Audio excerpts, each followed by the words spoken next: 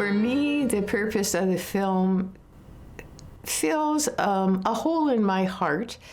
I never knew my maternal grandparents, Jenny and Clement. They both died well before I was born, and they were Jewish. And I don't think I really understood what being Jewish meant as I was growing up, because there was no discussion of that history in our family. As I got older, I became more interested in the concept of Judaism. And when my mother died suddenly in 1998, I felt the need to really pursue it a little more, to learn more about my mother's family, to have documentation of what the Jewish experience was like for my mom and for her family.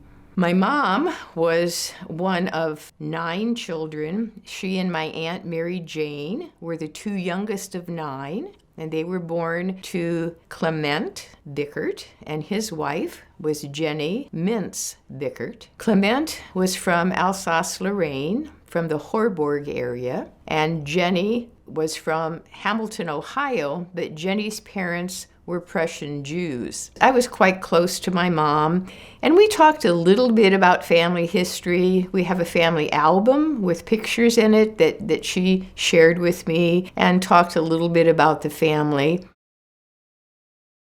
One of the things she said was that when her father died, which was 1929, one of the eldest members of the family, my Aunt Madeline, basically told the family that they were done being Jews.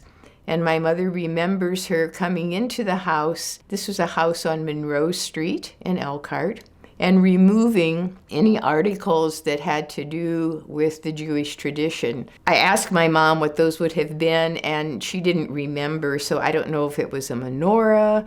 I don't know if there were special dishes that they used for Seder or other holidays. My mom shared stories with me that they did have a kosher household, which means that there were 2 separate sets of dishes, because in the Jewish tradition, meat and dairy cannot be cooked together. I remember my mother was a wonderful cook, and as I think about the things that she cooked, many of them had to have been learned from Jenny, because they were clearly Prussian in origin. Things like stuffed cabbage, things that had horseradish in them. My mom used to eat onion sandwiches, which I never quite understood. She also made matzo ball soup. She would make potato pancakes that are also called latkes, which are very traditional in the Jewish tradition. I was able to take the cookware that my mom had from Jenny, and I used it early on in my married life as well, but it was very, very heavy and hard for me to handle, so I have given most of it away.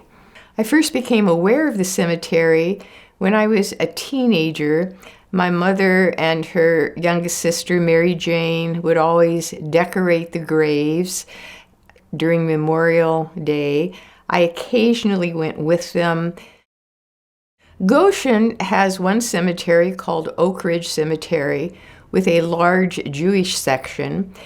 The cemetery land was purchased, I believe, in 1877 by 3 trustees from the Jewish congregation. And as I went on visits with my mom and my aunt, I recognized how very, very large the Jewish section was. Learning that my grandfather and my grandmother, Clement and Jenny, were buried there, along with 2 aunts.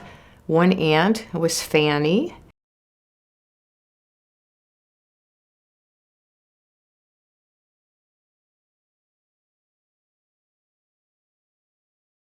and the other aunt was my favorite aunt, Henrietta. Later in life, as I researched more about Oak Ridge Cemetery, the names that I had seen in my youth, names like Dembowski, Kaminsky, Oppenheim, became more important to me, as many of the names were members of the Cherith Jewish congregation in Goshen. After my mother died suddenly in 1998, I began to think much more deeply about what it meant to have Jewish ancestry. I began doing some research and began to really think about the meaning of a worship space for the Jewish community. In talking with people, I learned that indeed the building that was the synagogue in Goshen still stood, and that it was located at 520 South 3rd Street. For me, thinking more about the synagogue and its story and relating that to my family became a priority. My mother said that both her parents, Clement and Jenny, attended the synagogue. Clement had a rickety truck and would drive from Elkhart to services in Goshen, and I was told that Jenny accompanied him. I know that the Sabbath services were held by Rabbi Weinstein at 7 o'clock in the morning and at 7 o'clock in the evening on a Saturday. I don't really know much else about their attendance. My mother never mentioned whether she or her sister Mary Jane attended the synagogue, but I thought it was wonderful to know that my grandparents were part of this congregation. I've always been very interested in family history, and my maternal grandmother, Rosie Eads, played a really important role. I spent a lot of time with her. I have so many wonderful memories of her food, of her sense of humor. I would go to her house almost every day after school. I became interested in learning more about her family and where they came from and where her wonderful food came from, where her sense of humor came from. I remember learning when I was a teenager that Grammy, as I called her, and her family were actually Jewish. I remember being very surprised because it wasn't something that she ever talked about. She would talk about her parents, her father, Clement Bickart, who immigrated here from France, and her mother, Jenny Mintz. She talked about her parents, about some of their recipes.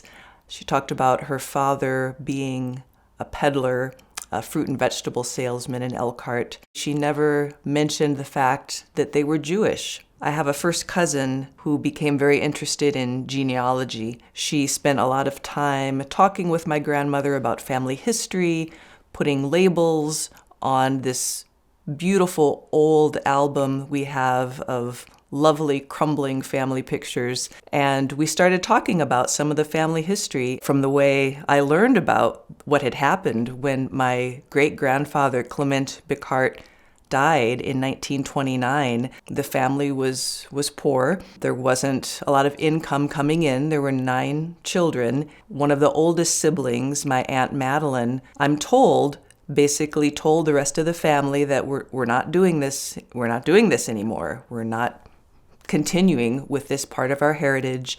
And she went through the house and took out all of the articles that would have identified them as a Jewish family. And they stopped keeping kosher. They stopped doing other rituals and other things that would have identified them as a Jewish family. I don't know if part of the reason was just being poor and having to focus on survival. I don't know if it was part of the anti-Semitism that was rampant at that time. We're talking 1929. There was a lot of anti-Semitism in Indiana and elsewhere in the 1920s. I don't know if it was simply a pragmatic decision that my Aunt Madeline made as one of the older siblings, just trying to figure out how to keep this family and the younger siblings alive and going to school and thriving, and making that decision that maintaining this Jewish heritage and Jewish customs was just not something they were going to continue to do. I remember as a child going to Oak Ridge Cemetery to visit the graves of my great-grandparents and great-aunts, and being surprised that the area in the cemetery where they were located, where their graves were located, was surrounded by Jewish names. And this is when I realized that they were indeed Jewish. I remember being very impressed with the size of the Jewish section of the cemetery, surprised to see that because I had never really heard much about a Jewish community in Goshen at all. Later, I found out about the Jewish synagogue on 3rd Street that many of the members of the Jewish community in Goshen attended, and I discovered that my own great-grandparents, Clement Bickart and Jenny Mintz Bickart, were members of that congregation. I learned that my great-grandfather, Clement, drove a rickety old truck all the way from Elkhart to Goshen to attend services at the synagogue. It's become really important to me to reconnect and reclaim this part of my heritage. I am very proud to be able to say that my ancestors were Jewish, and that is part of me and part of who I am.